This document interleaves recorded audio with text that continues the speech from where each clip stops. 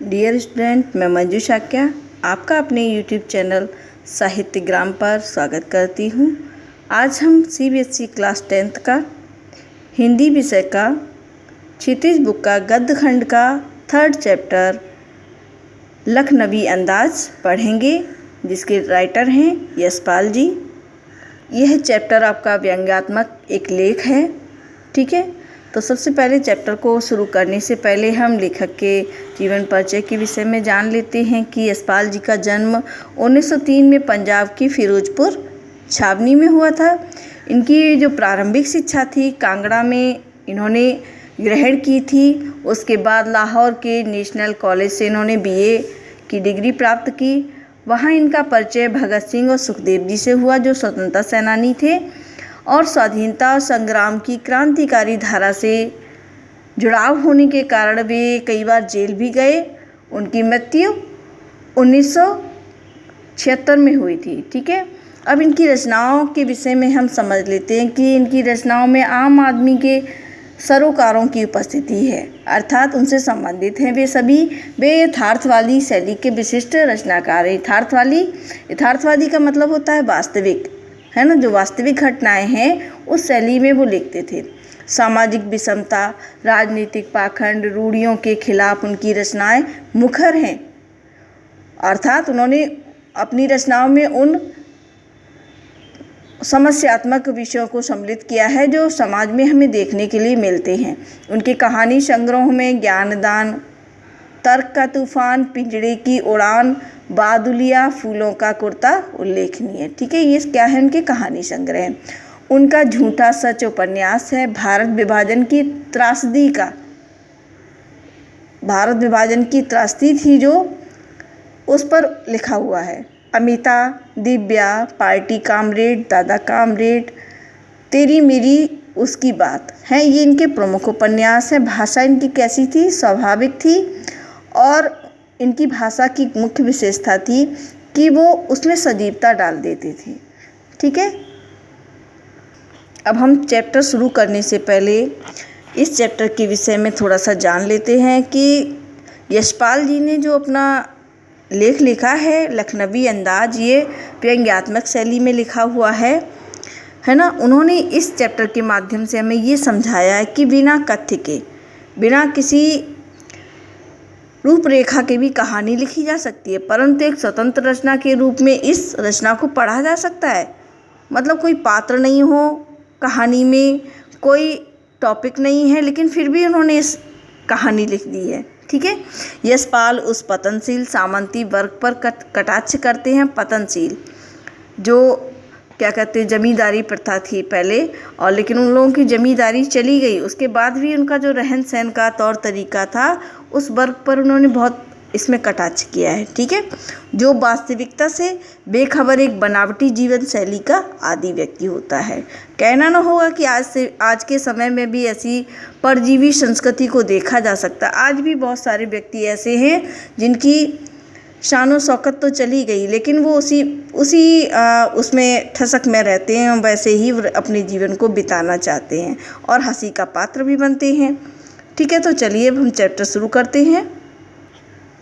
मुफल्लिस की passenger train चल पड़ने की उतावली में फुंकार रही थी, अर्थात यहाँ पर ट्रेन से सफ़र व्यक्ति करने जा रहा था और ये ऐसी स्थान, मुफल्लिस का मतलब होता है कि जो केंद्र है शहर का, उसके बीच में ही स्टेशन होगा ट्रेन का, ठीक है। तो वहाँ उसी बीच के स्थान को यहाँ पर मुफल्लिस कहा गया है। तो वहाँ पर जो ट्रेन खड़ी थी वो चल पड़ने के लिए उतावली हो रही थी और सीटी बजा रही थी। फुंकार का मतलब है सीटी बजा रही थी। आराम से 2nd क्लास में जाने के लिए दाम अधिक लगते हैं।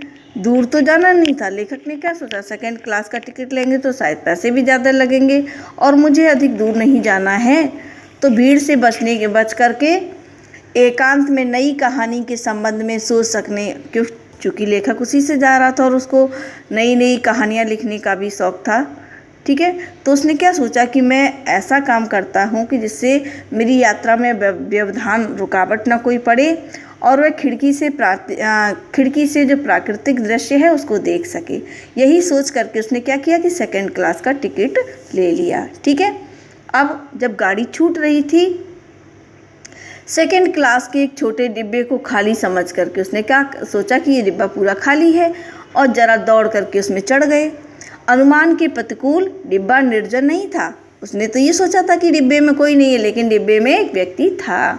एक बर्थ पर लखनऊ की नवाबी नस्ल के एक सफ़ेद पोश सज्जन बहुत सुविधा से पालथी मार करके बैठे थे, है ना। पालथी मारना जानते हैं आप लोग, दोनों पैरों को मोड़ करके बैठना, ठीक है। सफ़ेद पोश, सामने 2 ताज़े चिकने खीरे उन्होंने तौलिए पर सजा करके रखे हुए थे। अब यहाँ पर ये ध्यान दीजिए कि कोई घटना नहीं यहाँ पर घट रही है, लेकिन लेखक ने उसी घटना को इतनी सुंदर तरीके से अपने शब्दों में पिरो दिया है कि वो एक आज एक कहानी के रूप में हमारे सामने प्रस्तुत है, ठीक है।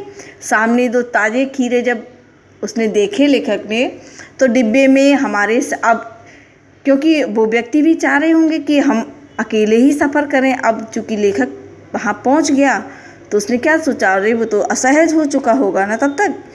डिब्बे में हमारे सहसा कूद जाने से सज्जन की आंखों में एकांत चिंतन में विघ्न का असंतोष दिखाई दिया, अर्थात वो चिंता में पड़ गए। सोचा हो सकता है यह भी कहानी के लिए जूझ रहे हो। अब लेखक क्या सोचता, शायद मेरी तरह ये भी लेखक हो और एकांत चाह रहे हों, इसीलिए हो सकता है इनके चेहरे पर चिंता की लकीरें हो गई हों, या खीरे जैसी अपदार्थ वस्तु का शौक करते देखे जाने से संकोच में हो। क्या सोच रहे हैं कि अरे खीरा भी कोई ट्रेन में खाने की चीज़ है। इस प्रकार के शौक को देख करके वो शायद असहज हो गए हों। अब नवाब साहब ने संगति के लिए उत्साह नहीं दिखाया। संगति मतलब उनसे बातचीत करने के लिए। लेखक कहता है कि हमने भी उनके सामने की बर्थ पर बैठ करके आत्मसम्मान में अपनी आंखें चुरा लीं, अर्थात तुम नहीं हमसे मतलब रखोगे तो हम क्यों रखेंगे, हम क्यों पहल करें, ठीक है। अब ठाली बैठे, ठाली मतलब अब ट्रेन में कोई काम तो है नहीं, खाली बैठे कल्पना करते रहने की पुरानी आदत है। अब कोई व्यक्ति जब कोई काम नहीं करेगा तो कुछ न कुछ सोचेगा ना। नवाब साहब की असुविधा और संकोच के कारण का अनुमान करने लगे। अब लेखक बेचारा सोचने लगा कि मेरे आने से नवाब साहब को क्या असुविधा हो गई। क्या सोचता है, संभव है, क्या सोचता है, संभव है नवाब साहब ने बिल्कुल अकेले यात्रा कर सकने के अनुमान में किफ़ायत के विचार से सेकंड क्लास का टिकट खरीद लिया होगा कि थोड़े पैसे भी बच जाएंगे और किफ़ायत भी हो जाएगी, ठीक है। और अब जब हम आ गए तो हमारा आना उनको गवारा नहीं हुआ। अब वो ये भी नहीं चाह रहे हों कि शहर का कोई सफ़ेद पोश उन्हें मंजिले दर्जे में सफ़र करते हुए देखे सेकंड क्लास में। शहर का कोई व्यक्ति अगर कोई मान ली कोई परिचित निकल आए, तो अगर वो हमको सेकंड क्लास में सफ़र करते हुए देख लेगा तो क्या सोचेगा मेरे बारे में, ये उन्होंने सोचा, ठीक है। अकेले सफ़र का वक्त काटने के लिए उन्होंने शायद खीरे खरीद लिए होंगे। और अब किसी सफ़ेद पोश के सामने खीरा कैसे खाएं, किसी संभ्रांत व्यक्ति के सामने खीरा वो कैसे खाएं। हम कनखियों मतलब तिरछी नज़र से नवाब साहब की ओर देख रहे थे। लेखक बड़ा चालाक है, सीधी नज़र से नहीं देख रहा था, कनखियों से देख रहा था, ठीक है। नवाब साहब कुछ देर गाड़ी की खिड़की से बाहर देखकर स्थिति पर गौर करते रहे। ओह, नवाब साहब ने सहसा हमें संबोधन किया। आदाब अर्ज, जनाब खीरे का शौक फरमाएंगे। यहाँ पर ये सारे शब्द क्या हैं, आदाब अर्ज उर्दू के वर्ड हैं, जनाब भी हैं, और फरमाएंगे ये सारे शब्द आपके उर्दू के हैं, ठीक है। तो मतलब कहने का मतलब क्या है कि आप खीरा खाना पसंद करेंगे, ये उन्होंने पूछा।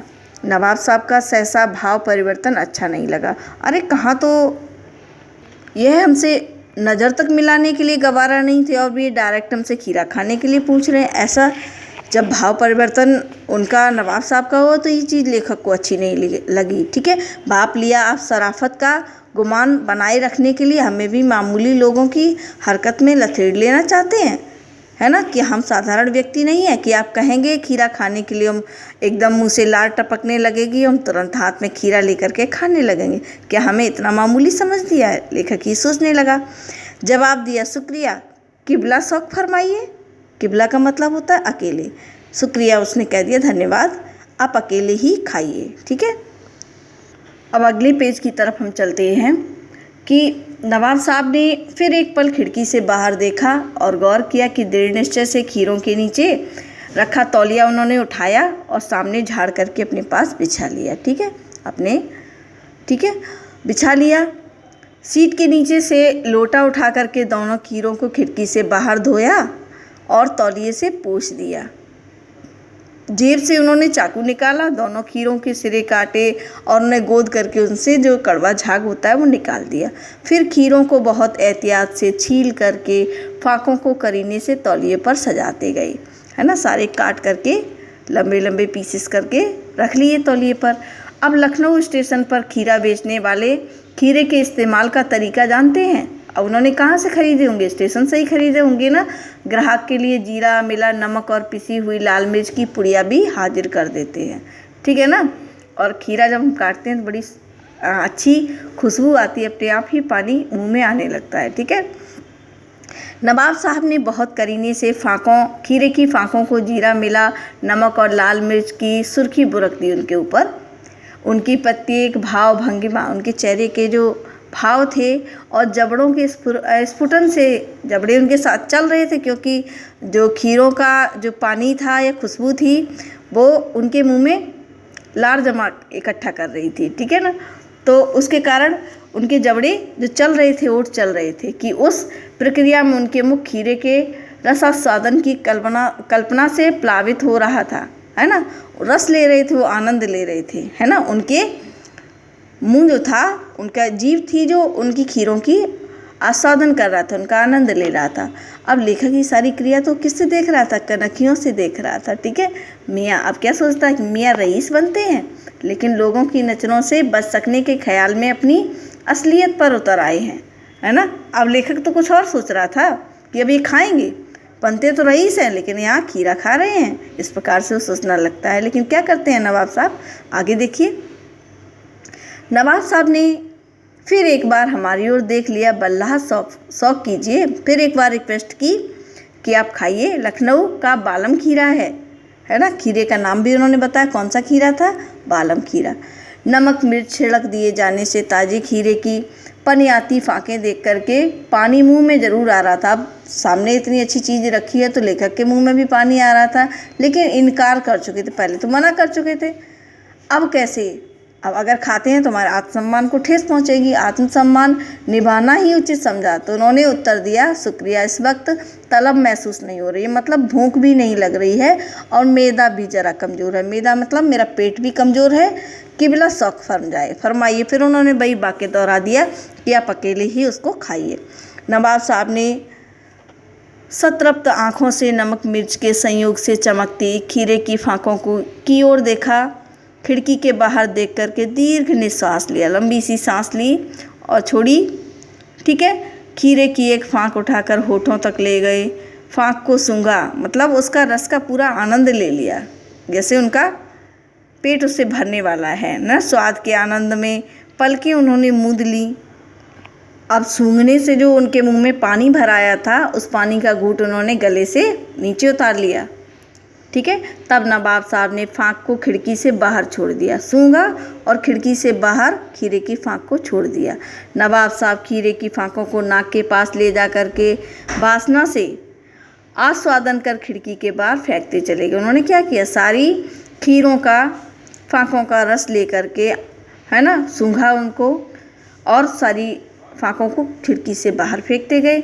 नवाब साहब ने खीरे की सब फाँकों को खिड़की से बाहर फेंक करके तौलिए से हाथ और होठ पोंछ लिए और गर्व से गुलाबी आंखों से हमारी ओर देख लिया, मानो कह रहे हों यह है खानदानी रईसों का तरीका। मतलब देखिए, बिना खाए भी खानदानी रईस जो होते हैं, नवाब होते हैं, वो क्या, उनका पेट भर जाता है। इस प्रकार से वो अपने आप को दर्शाना चाहता था लेखक के सामने।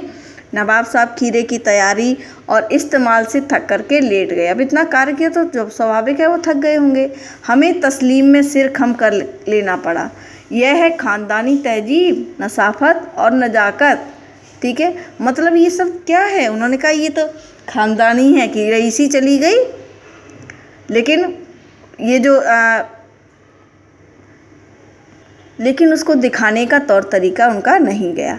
हम गौर कर रहे थे खीरा इस्तेमाल करने के इस तरीके को खीरे की सुगंध और स्वाद की कल्पना से संतुष्ट होने का सूक्ष्म, नफीस या एब्स्ट्रैक्ट तरीका जरूर कहा जा सकता है ना। ये एक नया तरीका, एब्स्ट्रैक्ट का मतलब हो गया यहाँ पर नया तरीका, परंतु क्या ऐसे तरीके से उदर की तृप्ति भी हो सकती है? अब लेखक यहाँ पर क्वेश्चन करता है। उदर मीन्स होता है पेट और तृप्ति मीन्स भर सकता है, ठीक है। क्या वो उसकी जो भूख है वो शांत हो सकती है पेट की? ये तो भाई एक नया तरीका हो गया। नवाब साहब की ओर से भरे पेट के ऊंचे डकार का उसको उसी समय शब्द भी सुनाई दिया, मतलब नवाब साहब ने डकार भी ले ली, जैसे लगा कि उनका पेट खीरा खाने से भर गया है। और नवाब साहब ने हमारी ओर देख करके कह दिया, खीरा लजीज होता है लेकिन होता है शकील, है ना, नामुराद मैदे पर बोझ डाल देता है। अब यहाँ खीरा लजीज होता है, स्वादिष्ट होता है, लजीज का मतलब स्वादिष्ट होता है, लेकिन होता है शकील, शकील का मतलब होता है भारी होता है, उसका जो तासीर होती है वो भारी होती है। और अगर पेट में अगर ज़्यादा आपने खीरा खा लिया है तो क्या भारीपन आपको महसूस होगा, है ना, जल्दी से पचेगा नहीं। तो ज्ञान चक्षु खुल गए। अब लेखक के तो भाई इस तरीके की सारी हरकत जब उसने देखी तो उसके तो ज्ञान रूपी जो चक्षु थे वो खुल गई, पहचाना ये है नई कहानी के लेखक। अब उसके तो भाई एकदम से दिमाग में एकदम बिजली सी कौंधी और लगा कि अरे ये तो बड़ा अच्छा उसको टॉपिक मिल गया, बिना कहानी बिना पात्र के ही उसने कहानी लिख ली। खीरे की सुगंध और स्वाद की कल्पना से पेट भर जाने का डकार आ सकता है। जब खीरे की सुगंध सिर्फ ले करके और स्वाद की कल्पना से ही किसी का अगर पेट भर सकता है तो बिना विचार, घटना और पात्रों के लेखक की इच्छा मात्र से नई कहानी क्यों नहीं बन सकती? देखो यहाँ पर लेखक ने बिना कोई घटना घटे, बिना किसी पात्रों के इन्वॉल्व हुए, है ना, और बस अपनी मात्र इच्छा से ही इस नई कहानी को हमारे सामने प्रस्तुत कर दिया। उस छोटी सी रेखा चित्र को उसने एक कहानी के रूप में हमारे सामने प्रस्तुत कर दिया। इसमें सामंती वर्ग का एक शब्द कहा गया कि पहले जमींदारी प्रथा होती थी ना, तो उस समय तो जमींदारों के पास बहुत सारा पैसा रहता था, लेकिन यही जमींदार जब भाई देश हमारा आज़ाद हो गया तो सारी जमींदारी राज्यों में देश ने अपने उसमें संविधान के द्वारा विलय कर लिया गया, तो उनका सारी सामंती वर्ग तो सारा तबाह हो चुका था, ठीक है। तो लेकिन उस समय के बाद भी उनका जो तरीका था, रईसी थी, वो ऐसे ही दिखाते थे, ठीक है। इससे संबंधित प्रेमचंद्र ने अपनी एक प्रसिद्ध कहानी लिखी थी शतरंज के खिलाड़ी, उसमें सामंती वर्ग का जिक्र किया है। और बाद में फिर हमारे सुप्रसिद्ध फिल्मकार सत्यजीत राय ने इसी नाम से एक फिल्म भी बनाई थी, ठीक है। तो इसके विषय में आप जानकारी प्राप्त करना चाहें तो कर सकते हैं। यदि आपको ये चैप्टर अच्छा लगा, समझ में आया, तो प्लीज़ चैनल को सब्सक्राइब कीजिए, बेल आइकन को प्रेस कीजिए और अपने फ्रेंड्स के साथ इसको शेयर कीजिए। मिलते हैं अगले वीडियो में, तब तक के लिए धन्यवाद।